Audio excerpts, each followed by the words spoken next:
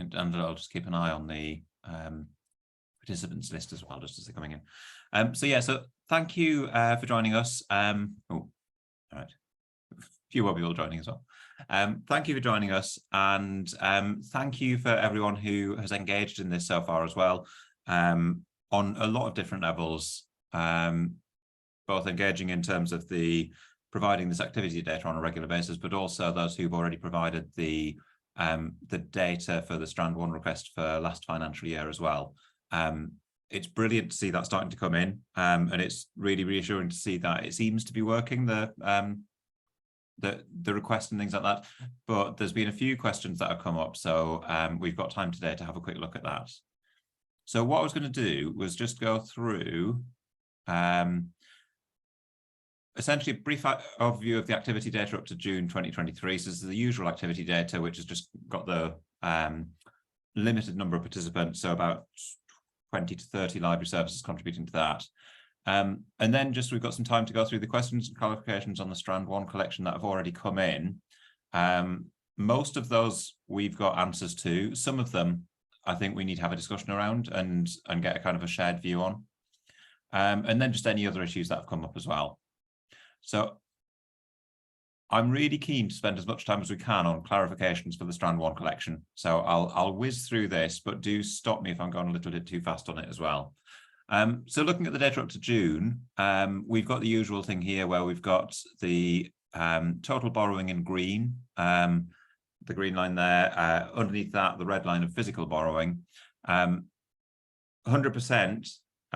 is the percentage of activity in the 2019 financial year. So it's the percentage of pre-COVID activity that we're looking at here. So we're basically seeing that borrowing has now got back up to between 80 and 90% pre-COVID levels. We do know that for some library services, it's more than 100%. So borrowing is actually higher than it was pre-COVID. But we also know that for some, it's not. We also see that footfall continues to increase and looks like it's increased further this month, and well, in June, to around 70% of pre-COVID levels as well, which again, there's a big variation between different library services, but it's really positive that we're kind of seeing that continue to increase, especially given that the last data we had from the High Street Task Force suggested that High Street footfall has kind of stalled at around 80% of pre-COVID levels. We're still seeing this constant and quite fluctuating picture of digital borrowing, but remaining at around 180%, so roughly double the pre-COVID levels. That's one of the more volatile measures because it varies so much by different library services as well. So it has the number of library services responding every month has a massive impact on it. But again, it seems like that trend and return to what looks like kind of a new sort of stasis level of about 80-90% of borrowing, 70% of football, and then 200% of digital borrowing, seems to have sort of settled down and become quite constant, although there's still signs of further growth in borrowing and footfall as well. Just to have a look in a bit more detail, this is the individual responses from each of the individual library services for those measures. So top one is ebooks per head. As you'll see, there is one library service in the cohort that we've got who is lending more ebooks than a lot of libraries are lending physical books. Huge numbers there, and that's Hertfordshire Libraries. What we want to do when we get this new collection in, the Strand 1 collection, where we've got more library services contributing, is to understand whether they're an outlier or whether there's a group of library services who are offering that kind of service and lending at that level as well. With the physical lending ratio as well, we're kind of seeing that we're not really seeing any significant trends within those data at the moment. But looking at the footfall, we can kind of see, particularly in the last month, that upturn in June for the footfall, we can see that reflected in a number of library services there. And again, we've got two library services there. That first one is Greenwich Library Service. We know that Greenwich Library, the Greenwich Central Library, is the most visited library in the country as well. So it's not surprising how disproportionately high they are. And then the next one's Manchester Library Services as well. And we're kind of seeing that significant change there as well.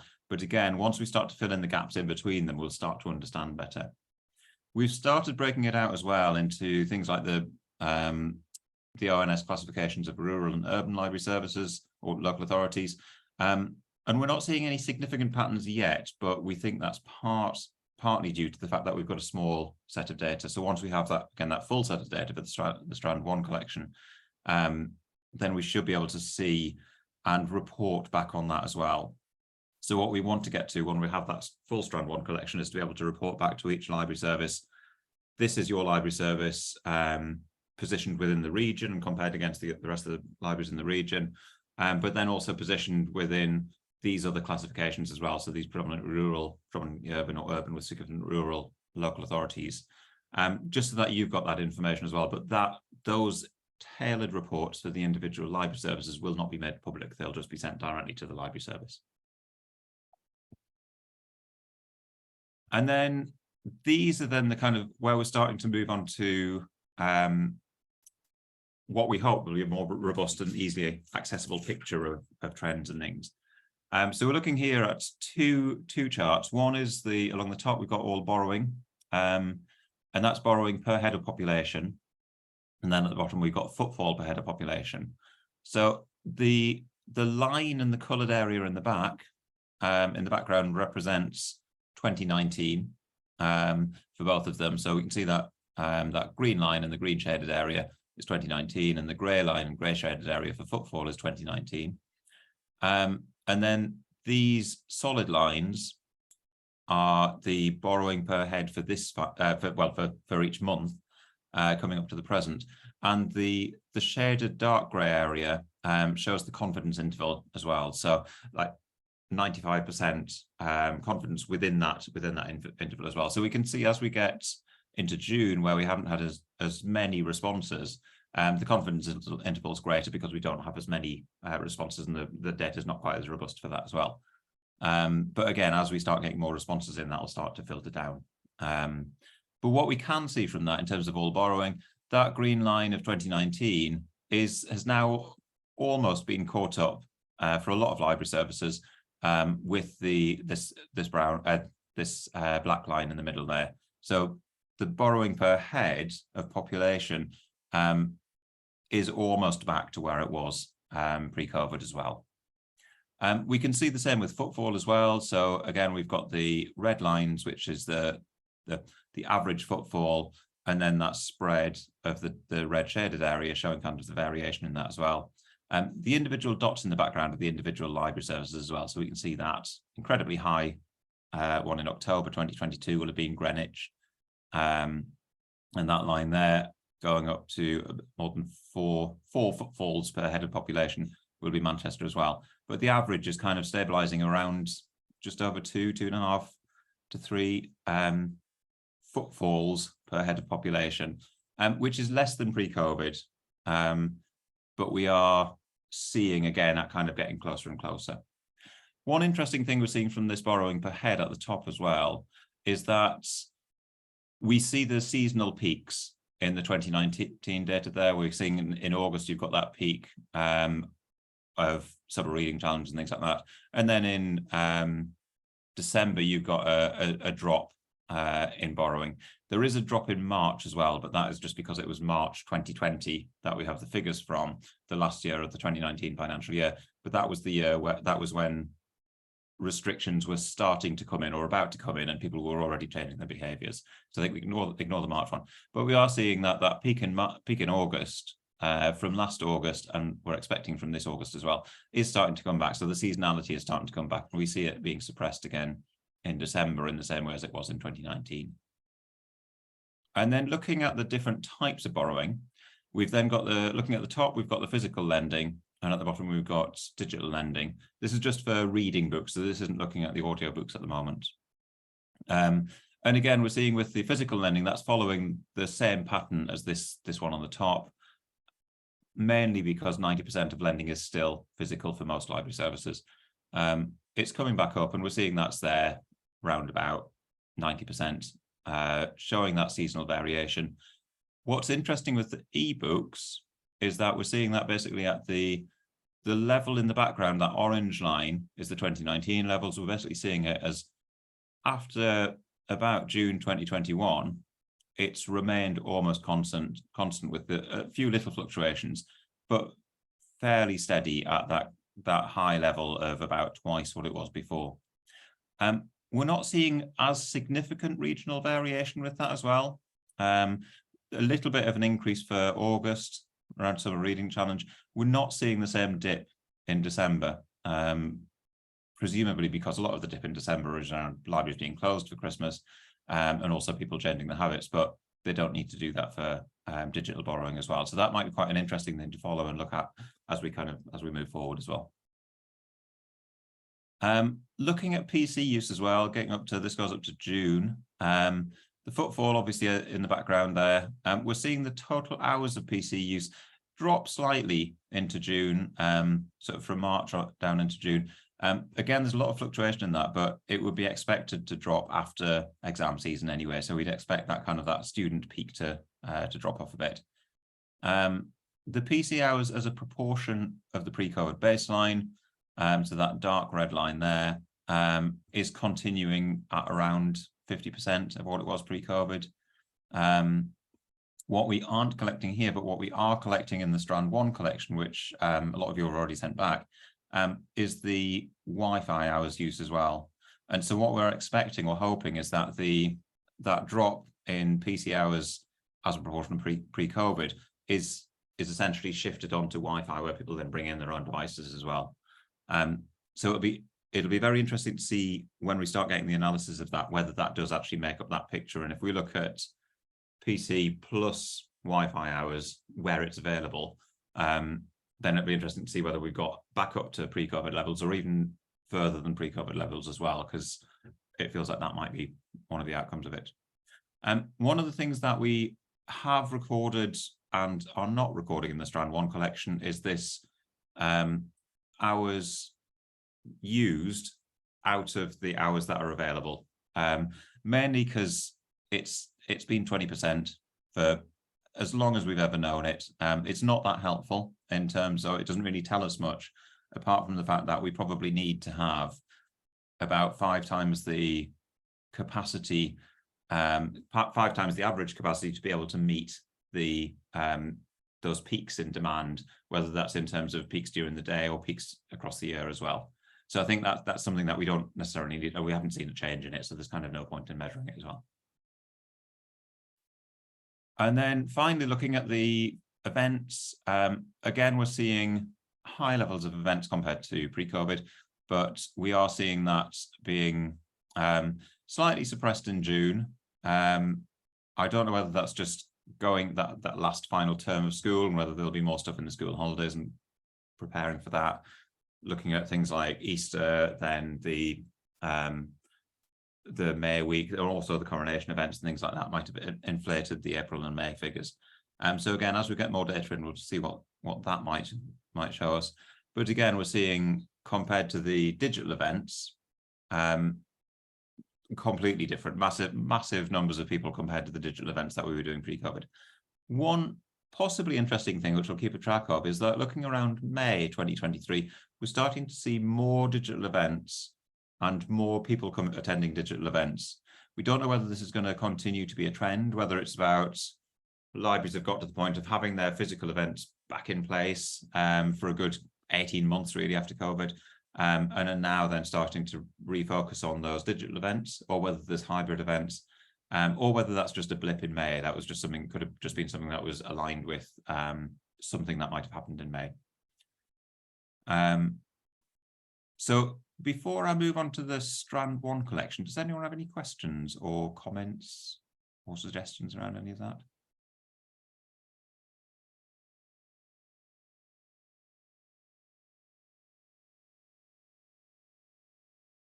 No, brilliant. I feel like I might have rushed through that a little bit. So if you do have any questions, then do come back to me later, and we'll pop this presentation up on the Basecamp as well. So if you want to have that discussion on the Basecamp as well, then feel free. So just getting back to the new collection. So we've sent out a collection for the Strand 1. Remember, the strand 1 is this initial collection for the last financial year, as distinct from strand 2, which will be an amazing system that we hope will pull in information automatically from LMSs and all that kind of stuff, and do all the stuff that we need it to do in a way that is oh, sorry, just picking up that from Michelle, the Mablet being coronation being streamed in libraries. I did think it might be around that. I wasn't quite sure what libraries had done in terms of the coronation, in terms as in sort of showing them and things like that. But it would be interesting if that was the case. I think we can maybe have a bit of a look as we get a bit more data in for that that quarter. That could be really good to look at. So yeah, so looking back at the new collection, we're collecting this level of data, this bit in the center, the data return. So the bit on the left hand side, the library location and services data, is the stuff that you've already provided. All the libraries have already provided back to the Arts Council, and that's on the Arts Council website. And that's the stuff around what libraries are where, when they're open, whether it's a commissioned service, a local authority delivered service, or a community managed service as well. So all of that stuff's there. We then link it through to this new collection that we're doing, which is basically a subset of what you've been providing for the activity data. So it's just looking at physical events and attendees at physical events, digital events, attendees at digital events, physical books lent, ebooks lent, physical audio lent, e-audio lent, numbers of members, numbers of physical visits, and then people using click and collect, mobile libraries and home delivery, numbers of hours of public PC use, and then also Wi-Fi access. So a relatively small set, but I think one that'll give us a lot of information if we can get it for the whole of the library sector as well. We've obviously got that then linked across to these other things as well. So we've got population data, and then also the local authority classifications of urban and rural as well. And we can easily link it to other classifications as well. There's some ONS and LGA nearest neighbour classifications as well for similar local authorities, which might be across the country, but with a similar demography and population and things as well. So hopefully that will all come together and be able to provide us some quite useful reports. So the queries we've had, first one was about membership totals. Yeah, I'll pick that up from Mark in the comments in a second. So membership totals, while we've got in the request form, we've got all of them running from April monthly through to March. One line, the membership totals line, is we just need a single figure. We don't need a rolling figure for every month or anything like that. We just need a single figure for the total number of members or number of active members as at the 31st of March 2023. So that just needs to be one figure in that line, and no need to complete the other columns in that line. Everything else, if we can complete the other columns, that'd be brilliant. Physical events, there was some discussion on the Basecamp around whether digital events would include things like a digital support activity held in the library. So what we tried to do is just be really clear about physical events are events where there is a physical delivery of the event. They're delivered physically. And so what we're trying to do is make sure that where there is a member of the library service or someone who has been contracted by the library service who is delivering something in the same room or the same location as a member of the public or a library member, then that's a physical event. So if there's if it's happening in a physical space, that's a physical event. If it's a digital event, so it's happening over Zoom or it's happening on Teams or whatever, then that would count as a digital event. So that feels like a straightforward definition. Do question me if you don't think it is. But then there was a couple of things that came up on the Basecamp around class visits and also Living Knowledge Network events. So for class visits, essentially you've got a library service member of staff going into a school and then having an interaction. They're delivering an activity and having an interaction with 20 young people, for example. My view is that ideally this should count. I think we should be capturing everything we can, but I just wanted to check here whether this should, whether that's realistic in terms of what we can collect. So would anyone have any problem providing that information as part of those physical events? Hi, Ian. It was me who actually raised the initial question. Yeah. And actually, in our situation, it's slightly reversed. We actually have the class visits coming into the sites that we're recording at the moment. We could start to capture visits out to schools as well, if we needed to report on that as well. So it wouldn't be an issue for us per se. Brilliant. So from your perspective, including them would be straightforward. Yeah, absolutely. It wouldn't be an issue for us, but obviously I'm aware not everywhere does that. Yeah, would anyone have a problem with doing that? Would anyone find that difficult to be able to report those? Because I'm really keen to count everything that we're doing, really, because that would be the ideal thing, I think. So.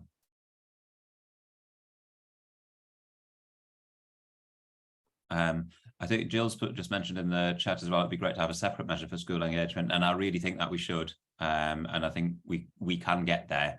I don't think it's realistic to put it in for this collection, but I think that's definitely something we should get into subsequent collections, so for the Strand 2 collection, but also the whatever happens between Strand 1 and Strand 2, because we might end up running this exercise again if the Strand 2 takes a little bit longer. Matthew, you've got your... Yeah, hi. Sorry. Yeah, I think for me, I would argue, and I feel that others may disagree, that if we're going out to deliver library services like a summer reading challenge assembly, that's not taking place within the library. So I don't think we would count the 150 or 200 or however many pupils. For us, we certainly haven't counted that as them being in our buildings, so we wouldn't count that normally. If the reverse was happening, if the class was coming into the library, yes, we would count that. But any kind of outreach that our teams do in settings that aren't, that aren't our library buildings, we wouldn't count that as an activity that we've done. Fair enough. I suppose it kind of comes back to that thing of what we're trying to represent is libraries delivering things in the building, outside the building, and digitally as well. And what we're doing here, I think, is conflating that in the building and outside the building bit. I wonder whether we could include that. Would you have the data to include that, Matthew? We would in some instances, and we could in the future. Yeah. But it's not something, because we wouldn't go out and ask the member of staff who's delivering that assembly to then say how many kids were in that assembly. They could make an estimate, but they're not collecting that. Whereas if the kids come into one of our spaces, we would do a head count, and we would make sure we knew exactly how many kids were coming in. Yeah. But there's nothing to stop us doing that in the future. I think it's probably just whatever's agreed, just for consistency. I think everybody needs to be doing that. So if you've got some authorities that are counting those things and others that aren't, then it just skews, everything just gets skewed. I wonder whether we then say we ask people to include it, but any library services that are not including it because they don't have the data can make a note and let us know that they're not including it. And I think that would then kind of hit both things in that case, because then at least where the data is not quite what we want or what we think it might be, then if we know, then that's kind of fine. We can manage around that, I think. Would that work for you, Matthew? Yeah, sorry. Yeah, that's absolutely fine. Yeah. Brilliant.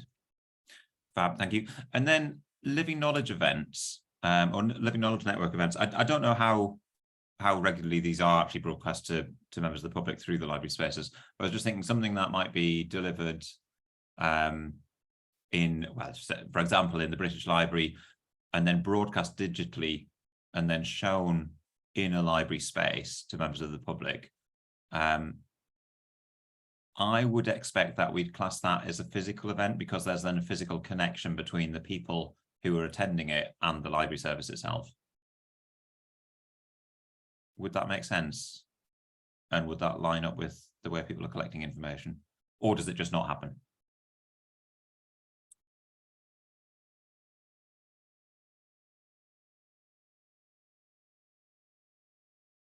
I'm going to take that silence, meaning it's fine.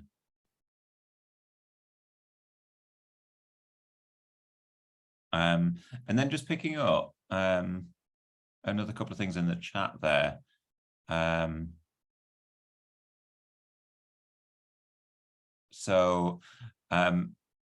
Authority-run libraries or hold service. So this is for any libraries that are part of the statutory service. So if you've got community managed libraries as part of your statutory service, then they need to be included as well. So it's basically, it's measuring your library service as a whole as a statutory provision, rather than necessarily measuring the bits that you directly provide as well. Harold's made an interesting point. There's no standard data collection between ebook suppliers. Overdrive counts issues and renews as issues. BorrowBox counts it differently. I don't think we can standardize it this time. I think we can standardize it in the Strand 2 collection, where we then are hopefully in a position where we can actually automatically just request information from Overdrive and BorrowBox directly with your permission, obviously. And then that will allow us to standardize that through some kind of process or some specific requests to them. But I think at the moment, we're just going to have to do what we can and provide what, if you can provide what you can that fits with the definitions as closely as possible, I think. So Dave Lloyd, number of hours of PC use, but number of sessions for Wi-Fi. I've asked for both number of sessions or number of hours for Wi-Fi. It depends. Different library services can provide different things. And so what we'd like to do is number of hours, but we're conscious that some library services can't provide number of hours for Wi-Fi. And some library services can't report at all on Wi-Fi as well. So we're trying to get whatever we can around Wi-Fi. If you can provide number of hours of Wi-Fi, that's even better. Failing that, number of sessions gives us some information, and failing that, if there's nothing, then we've still got the hours of PC and we'll still have the sessions and hours data from those who can provide it.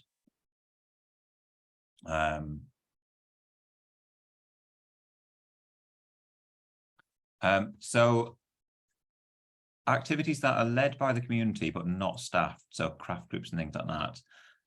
I think if they're not staffed but they're supported by the library, whether through providing venues, spaces and things like that, I think we need to count them because it's essentially still a library activity or an activity that's being delivered through the library.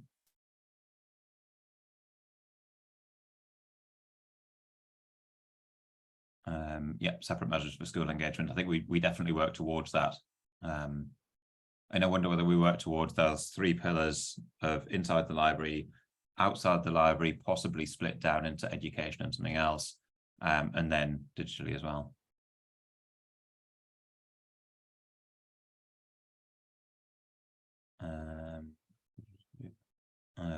Oh yeah, outreach events often don't know how many people attended. I think we just need to estimate where we're not sure how many people attended.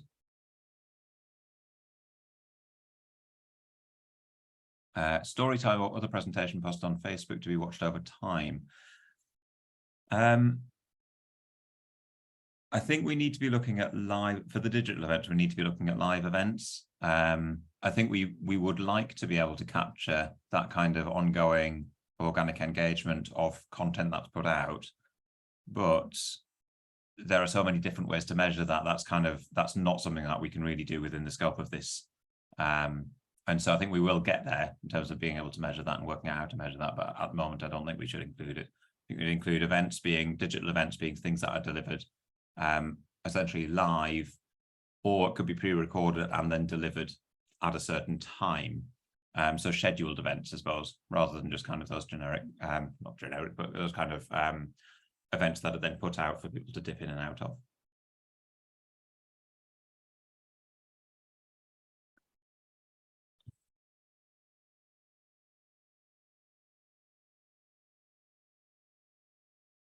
And yeah, Eleanor, I think outreach events could be collected as a separate category, but not for this collection, for the future collection. So for the extension of strand 1 to take us to strand 2, I think.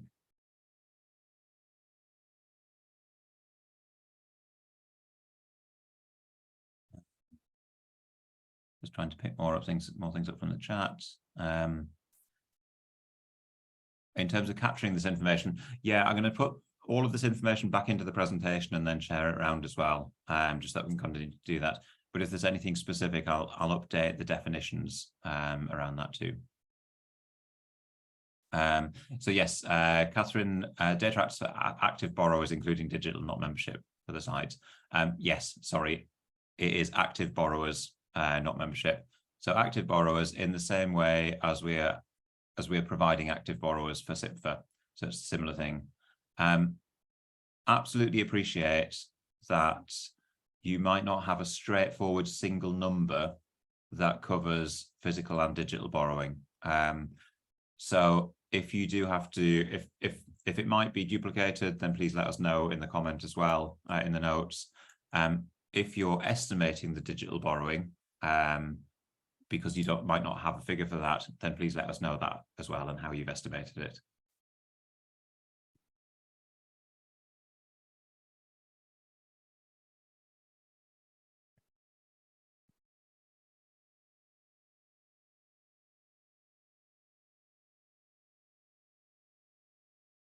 Mark, you got a question there?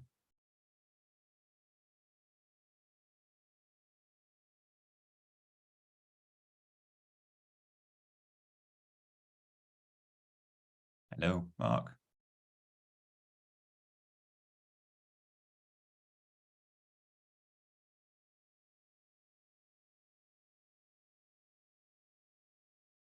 Can you hear us there, Mark?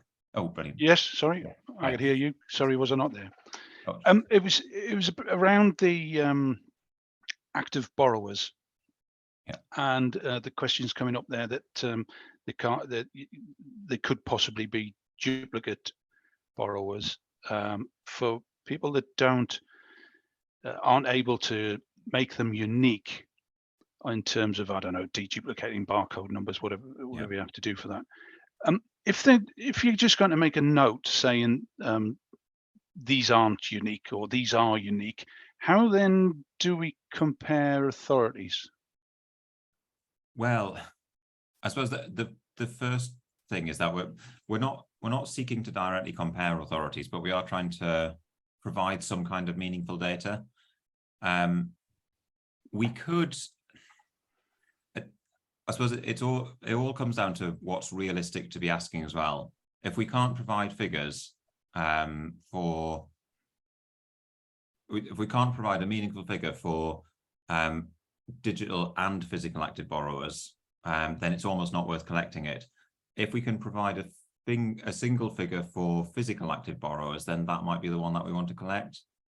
So I think there's a few, essentially part of it is about what we need to, or getting some sense of what we can collect, and then using that in a way that we can. I know, sorry, I feel like I'm waffling a bit there, but essentially there's a limit to what we can get, and I'm not sure we can necessarily get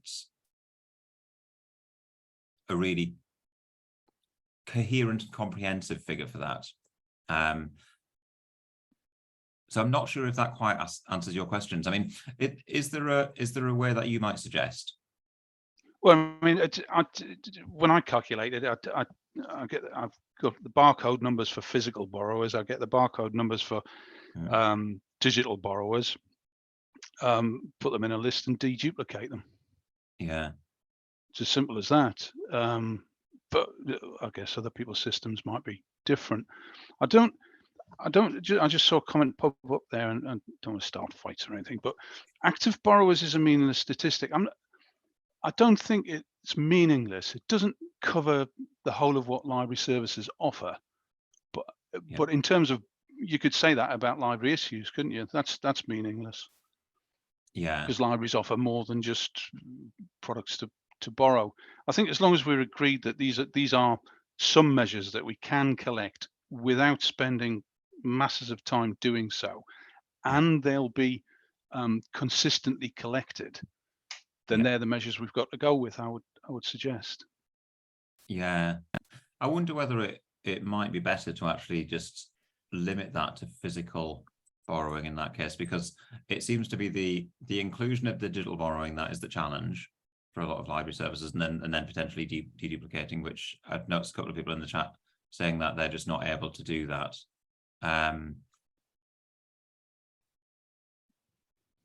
And it is one of the figures that was requested by heads of service as something that that local authority directors and funders were after as well. So it's something that we don't want to ignore, I suppose. But we want to make it reasonable and also something that we can collect.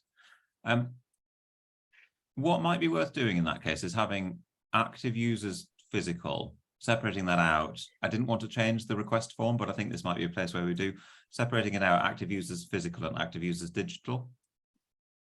Would that be something that worked for people?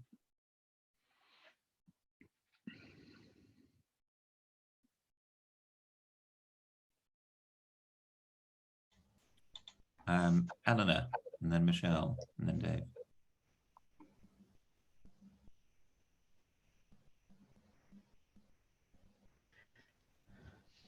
Hi, thank you very much. Thanks for the useful presentation, Ian. And I hope I'm not now going to steal Michelle's thunder if she's going to speak next, because I was going to say Michelle has made a very good point in the chat about the importance of kind of making this something that people actually have the capacity to do, the collection. Yeah. So it would be really interesting, if possible, to get a sense from those who are at this meeting whether the things that are being asked for at the moment are doable, or, well, are doable. I guess that's the question. So certainly, from our point of view, the kind of the really key things that we're really keen to understand in detail are numbers of visitors, numbers of loans, and numbers of libraries, which is something that is collected separately through the ACE basic data set at the moment, and the other stuff about events and PC usage and all of that kind of thing, while useful, absolutely useful, is kind of second order of interest, really, after those really key points. So it would be helpful to get a sense of if people are finding some or all of the things that have been asked difficult to do, or hopefully if people are finding everything that's been asked relatively easy to do. And that's why it's really useful to have a meeting like this to get that kind of feedback and the questions that people have raised. Michelle, apologies if that steals your thunder. Please feel free to either agree or disagree. Well, sorry, before you come in, Michelle, I think just in terms of that kind of second order of interest, I think that's very much a DCMS perspective as well. So I think we'd just be sure. Yeah. Because all of these things have come out of a long set of discussions with people within the sector at different levels as well, and so heads of service, but also people working on data and things like that. Yes, no, I'm not trying to say that they're kind of necessarily less vital, but I think if there were feedback suggesting that there's an issue with the breadth of what's being asked, then it'd be useful to understand that.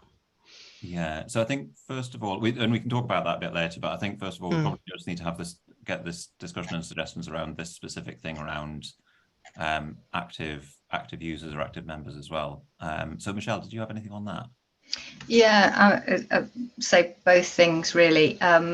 So I think it gets more complicated when you try to separate out some of those things in our experience, and so we sort of in our authority with the active borrowers, both digital and physical, we just accept that there may be an element of double counting in there, but actually the effort reward ratio to try and sort that out to be, Yeah. we just have to accept that that's the case. Some people borrow. It's the same way as we say some people buy books and some people borrow books.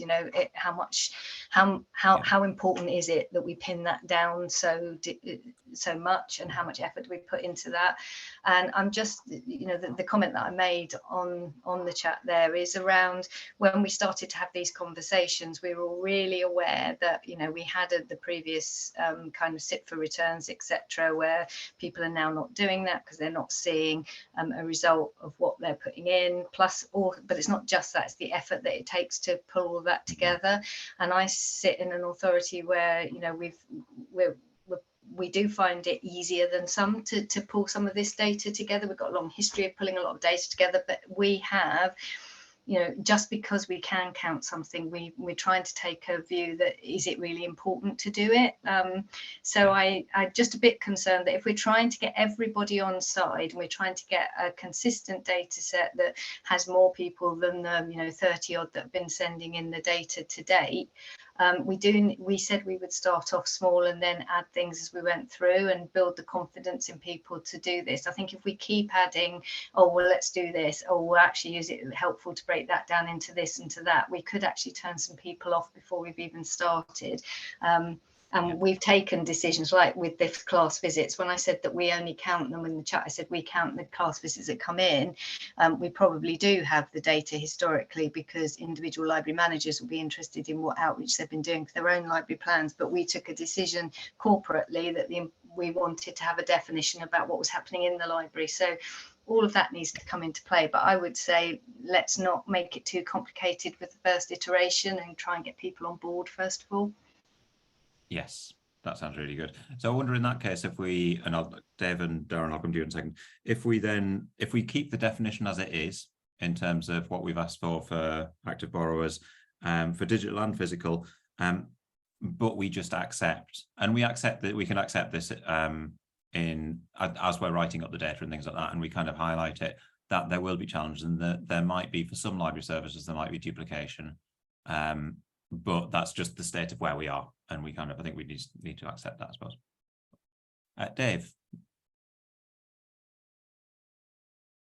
Thanks, Ian. Before I start, I'd just like to say a big thank you for all the work and everyone else that's done on this. I think it's a thankless task and almost impossible to get everybody completely happy and agreed on it.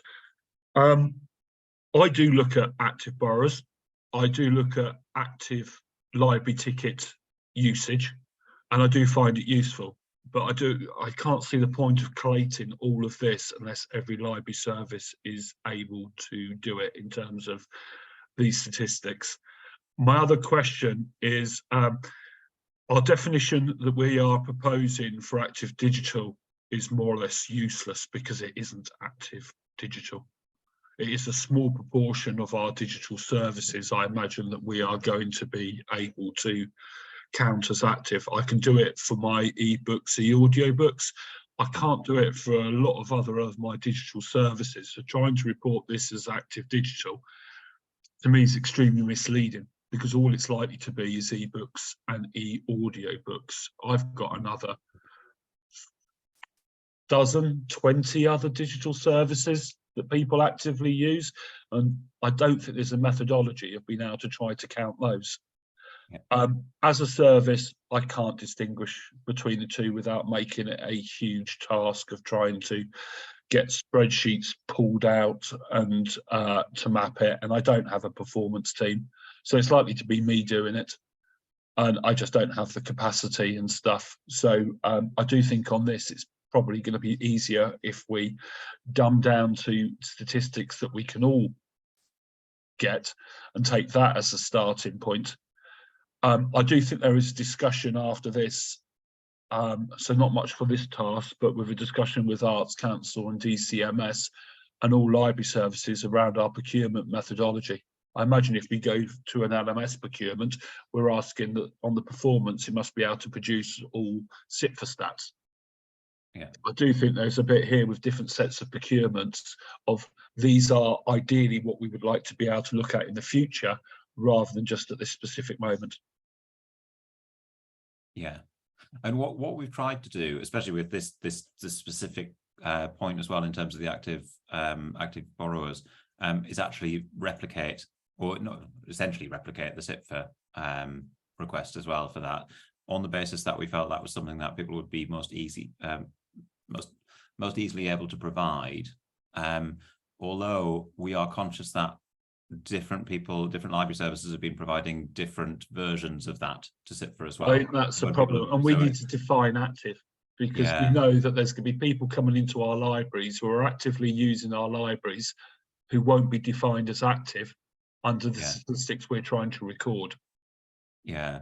So my one worry is that I know there's going to be is active usage meaningful and stuff. I think it is meaningful. I just think how we're defining it, and therefore what we're going to try and discuss about it, is quite muddy. Yeah. I wonder whether we want to define it more clearly in that case. So it's active borrowers, and what we're seeking is borrowers of either reading content digitally or physically, and we limit it to that. Would that be a helpful thing to do? Because then that's what you can get from your LMS, and then directly from your ebook aggregators. Ebook or your audio, I can get it from my ebook or your audiobook. What I'm worried about is different people on here, and it's been quite difficult to follow all the chat. And one of the things I need to do is to go back and make sure I catch up with all the chat. I can count that, but I don't know if every library service can, and I think that's going to be potentially one of the problems. We're going to go back to SIPFA. All the data is meaningless because we're not sure what we're counting and how we're counting. And that's my worry about this. I wish I had an answer, Ian. But thank you very much for even attempting to look at it. I mean, in a sense, this is something that we put in because it's something that was asked for. And I think to be able to provide something in that space is going to be helpful. But it's going to be something that's going to be quite heavily caveated as well. The key things for us really are the other things really about the specific activity. And again, that's all caveated in that it's a limited snapshot of what the libraries do anyway. So it's more just something for a start, I suppose. Darren, have you got any insight? Well, I'm not. The active borrowers is always a contentious issue. It depends how many years you measure it across. It depends what you're including or not. And we know full well that there are many customers who come into our libraries who never use their library card. Yep, because they don't borrow and they don't use the PNs, which is mainly what you measure with it. So and there's plenty of evidence going back to the Taskforce days of that. 27%, I think, was from the top of my head, was the figure that we came up with based on a reasonably sized survey piece of work that was done by an independent academic researcher. But what I would like to ask is, and I apologize if this has been like the group's doing in, I did originally join the group, but then due to the time, the different authority I worked to, I was ordered to withdraw.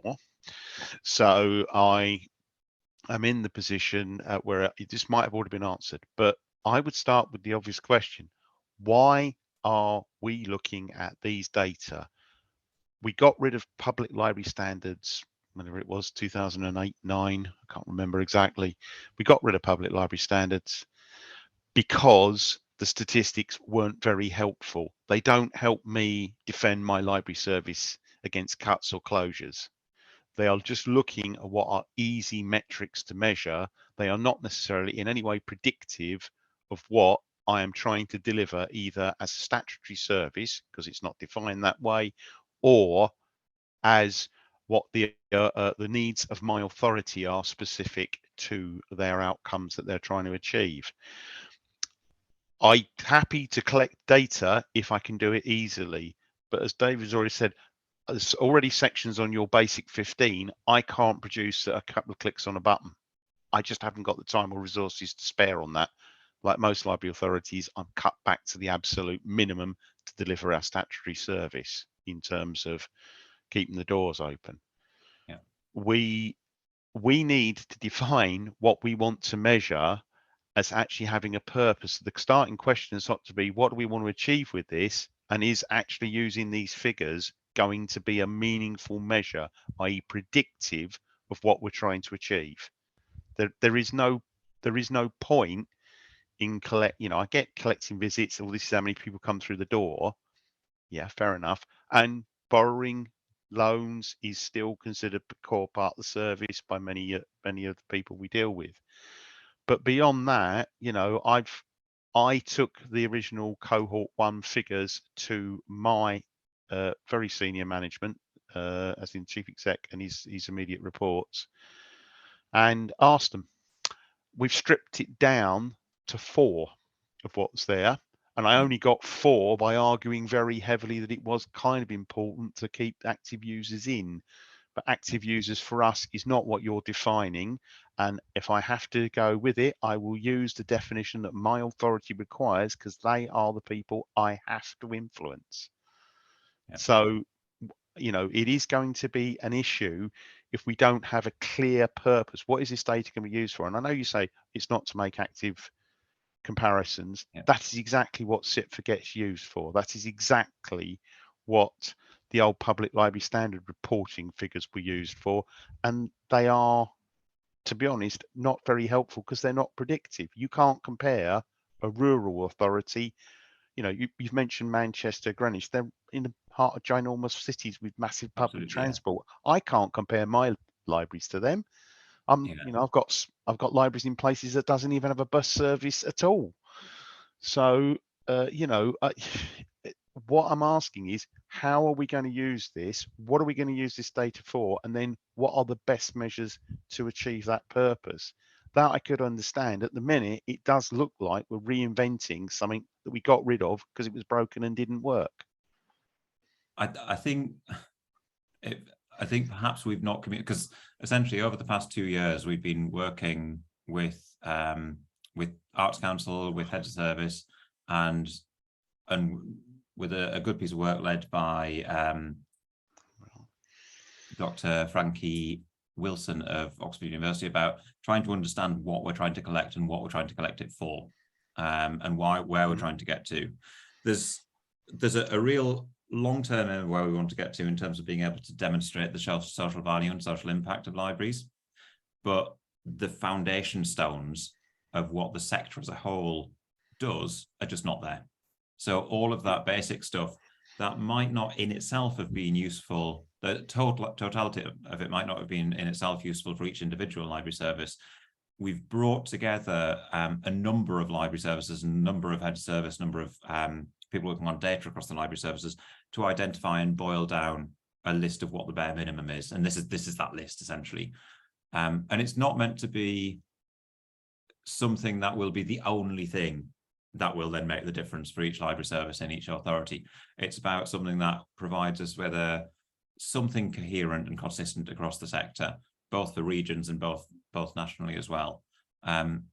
Luke's been leading on it as he's got his hand up, so I might let Luke just talk a little bit more about that as well. Yeah, I feel bad that you're having to address all the questions. I thought it might be useful just to have a bit of view from Arts Council side. I mean, I think particularly to Darren's point there on what is the problem we're trying to solve is a very valid one, and is one that we're still partly addressing. And I think Dave's point, I mean, everything here has been relevant. I think that's kind of the point of doing it.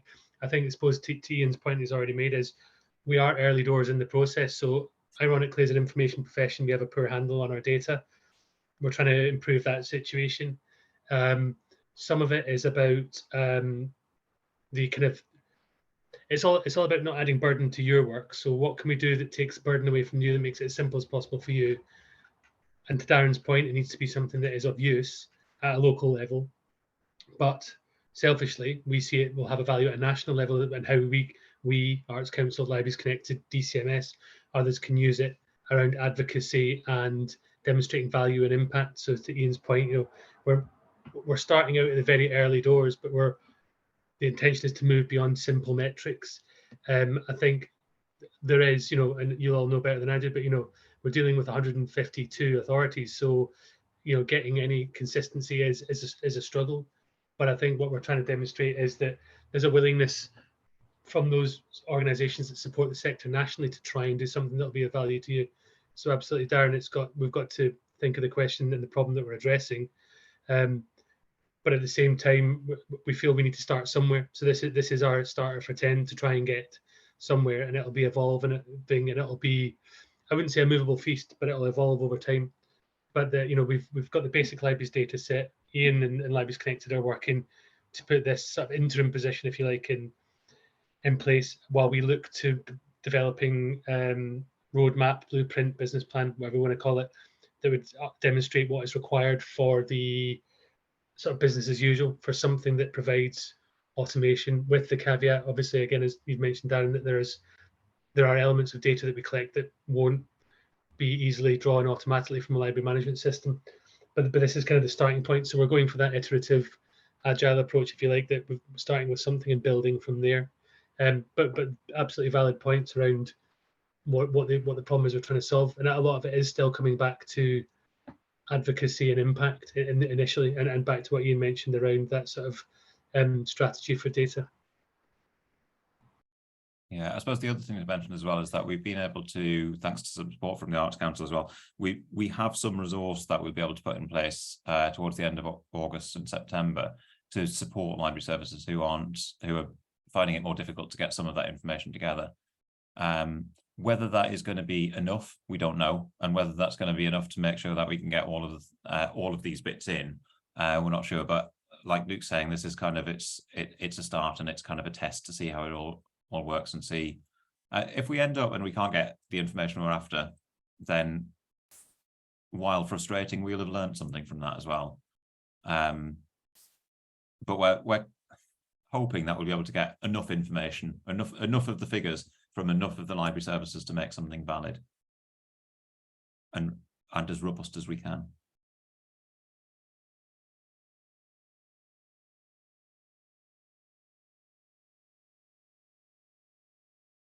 I'm just trying to pick out any more questions in the chat. I feel like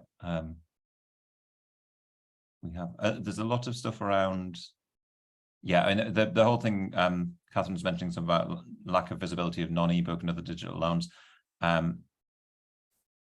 We haven't included that, and that's kind of just been, again, a way of just trying to limit the amount of data that we're collecting. We've got another couple of sets of queries. One's about open data and making sure that we are able to provide that as open data. Obviously, any names or contacts of staff that you put on the return form will not be shared. It'll just be the compiled data rather than the actual contacts, and we'll be then the conduit of if there's any queries go back. Books and spoken words.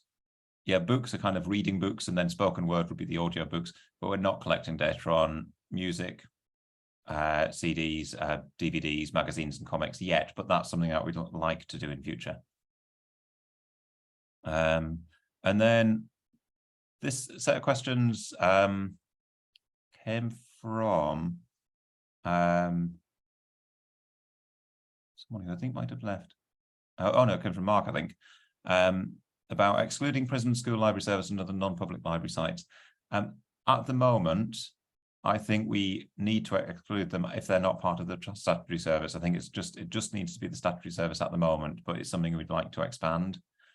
But I just wanted a bit of a sense check that, do you class your schools, library service and prisons as part of the statutory service?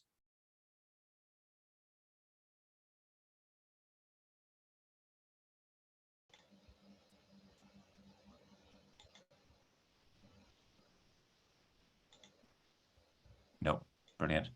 Oh, Michelle?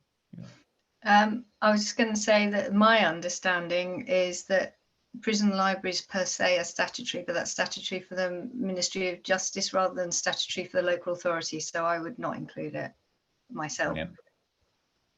Thank you. That was my understanding, but I kind of, as someone from outside the sector as well, I'm always conscious that some of my assumptions might be faulty.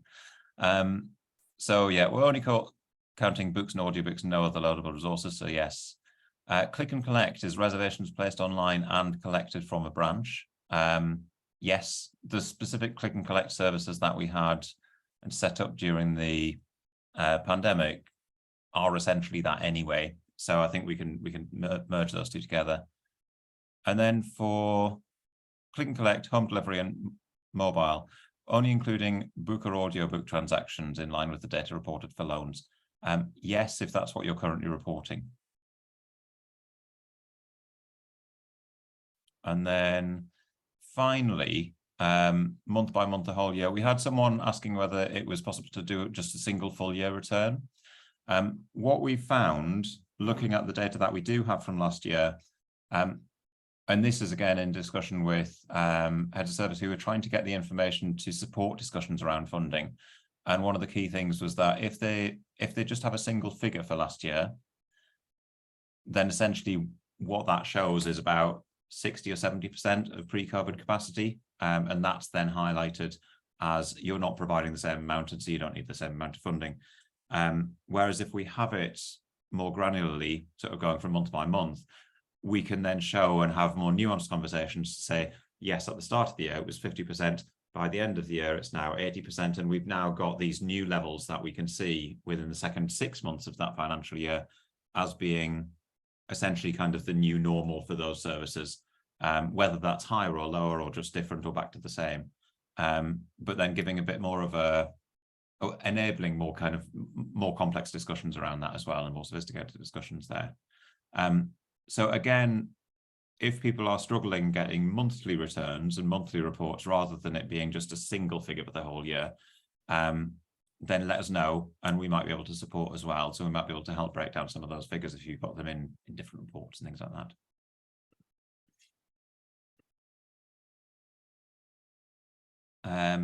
And also Zachary, could you go back to click and collect? Yeah, do you have a question on that then?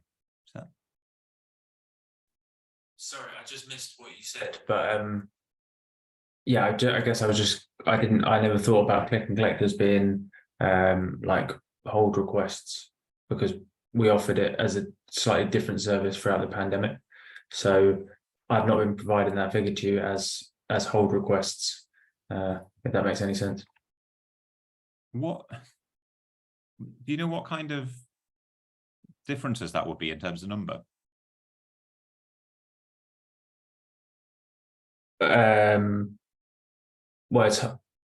Well, I mean, we get lots of hold requests every month, but we don't generally get any more click and collect as we had defined it, if that makes any sense, anymore. Okay.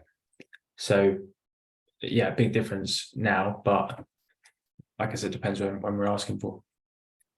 Should we then agree to, because the definition's not massively clear on that as well, and I think if people are providing information about click and collect, as was set up during the pandemic, then perhaps we should be asking for that and just clarify the definition around that as well.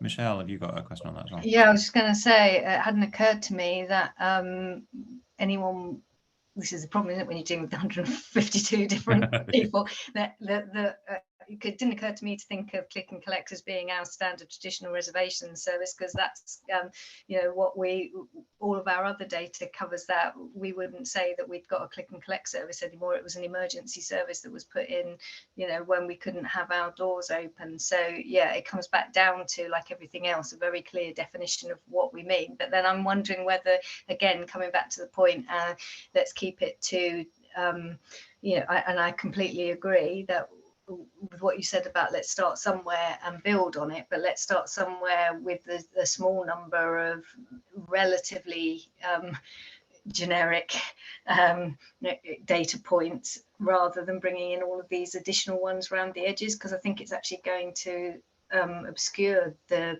data rather than make anything any clearer. So no, we don't do click and collect anymore in that definition as we did in the pandemic. If people are doing that and they think that's useful, that's for them to say, but I wouldn't want you to conflate click and collect to our normal reservations service, because I think they're different things. Yeah, let's say in that case, clarify it to be click and collect is the click and collect service that people have set up through the pandemic. So some of it will have gone down to zero, the service will have stopped. Some of it will be continuing, because we know that some library services have actually continued that as as a supplement to mobile and home delivery as well. So I think that would be useful to know. But it also means that if people aren't doing that, then that's one less item of data to collect. Just picking up on a question in the chat from Jane there about responding to this rather than SIPFA. One of the reasons we've tried to align everything with SIPFA is so that, well, there's two reasons really. One is so that if we have stuff that we can use in a comparable way to SIPFA, we can then align it longitudinally. So we can say actually the equivalent figure in 2015 was this. But we also want to make it as easy for you as possible. So what we're trying to do is make sure that if you're running figures for SIPFA or running figures for this, you can use the same figures for both things rather than having to do it differently. So we've tried to be as clear as possible that if whatever you're doing for this in terms of or whatever you do for this or for SIPFA in terms of, well, active borrowers, that's kind of why we've had that harmonized thing there as well. But in terms of numbers of issues and things like that, they should be comparable with the SIPFA figures as well. So we're really keen that it's not an additional burden if you're already doing SIPFA.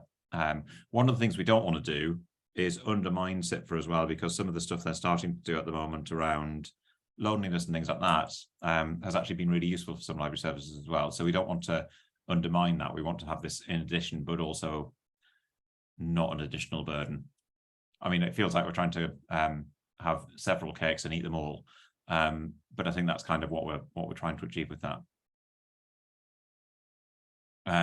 So Salma's just mentioned the home library service was not classified as the click and collect service. It does have on that that section, there's the mobile library service, the home library service, and click and collect. So you can put figures into any of those that you operate. So hopefully that will answer your bit. Mark, do you have a question there? Yeah, I don't know if you were coming on to it or not, but I'm just conscious of time's getting on. Could you give me some guidance about what's required under lending method there? You're talking about click and collect, but the definitions talk about number of users, number of engagements, and number of visits. What is it that you're actually wanting there? Number of interactions, so the number of people who've used it. And again, we talked to a number of library services about what was the easiest thing to provide, and that seemed to be the consistent one. Does that work for you? Or well, I guess in terms of home delivery, it's times the number of times volunteers go to people who are signed up for that service. Mobile libraries, number of engagements, if that's surely just visits to the mobile library, isn't it? Yes. Yeah. Right. Okay. And number of users of click and collect. Yeah, I can figure that one out. It was just with having users, engagements, visits. I thought, well, surely they're just visits, really. This essentially this. Yes. Yeah. Yeah. Lovely. Thanks. Thanks. And just to pick up the stuff around, someone's mentioned in the chat about why can't libraries connected not take the stats from SIPFA stats, so we're not doubling the work. We don't have access to the SIPFA stats. We can't get access to them nationally. We could buy them, I think, but also the SIPFA stats do not come out.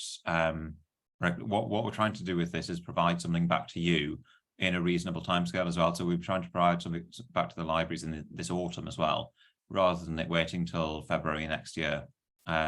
So if you're able to put them into this and combine them at the same time, then complete them at the same time, that would be the ideal, I think.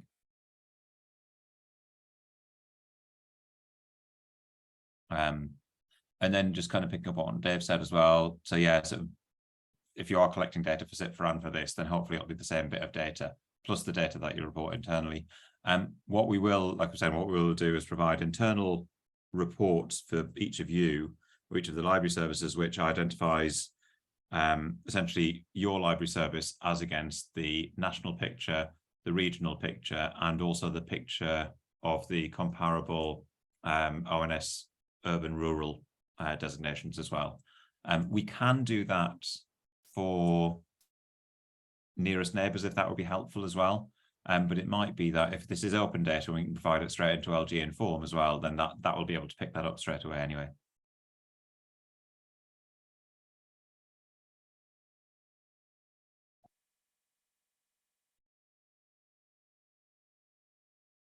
I think we've picked up most of the questions in the chat.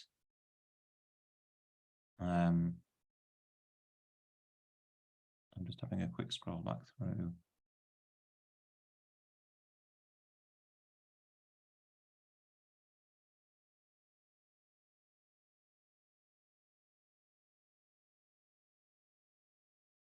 All right, so just in terms of what Zachary's saying about active borrowers, so what CIPFA's asking for is the number of count of users who have borrowed a physical item in the previous 12 months, and that's what we've asked for as well. With the CIPFA guidance is a little bit unclear about whether that's physical or digital, and that's what there's been a bit of a I suppose challenge over that data point for CIPFA stats as well. So I think for this one, what we've agreed is that what we're trying to do is provide digital and physical. But we will accept that there are challenges in that data and that there are issues within that data as well.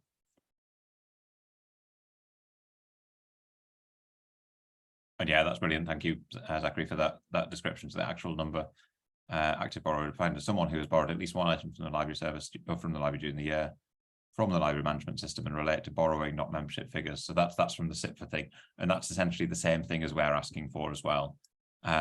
What we've tried to do is make sure that we are saying physical and digital, but we are conscious that some people aren't doing that for CIPFA anyway. So I think we'll just have to accept there will be some uncertainty around that data point. But presumably the same level of uncertainty as we have from CIPFA as well. So at least there's consistent inconsistency. Any final questions or comments?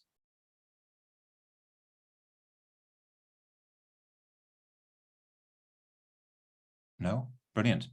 Well, what I'll do is I'll put all of these things and everything that we've agreed here back into the presentation, and then upload that onto the Basecamp. I'll also make sure that this recording is shared on the Basecamp as well, in case anyone's not being able to join. And do ask further questions on the Basecamp as well. I'm back from holiday now as well, so I'll be able to respond much more quickly than before. And also just thank you all for engaging so thoroughly in this as well. I think it's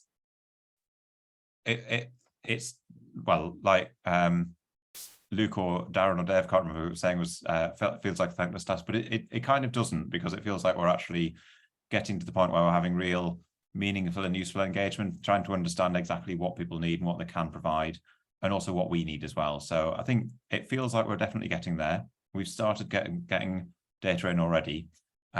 So we have these meetings every month as well. So we'll continue to do that, and we'll start to feed in some of the data as we start to get it for that the Strand 1 collection as well. So I think we should be able to get something for the September meeting where we can actually start looking at some of this data and seeing what it shows, depending on how much has come in. But I think even if we've just got a small subset in, it'd be interesting to see what's come in and what challenges have come out of it as well.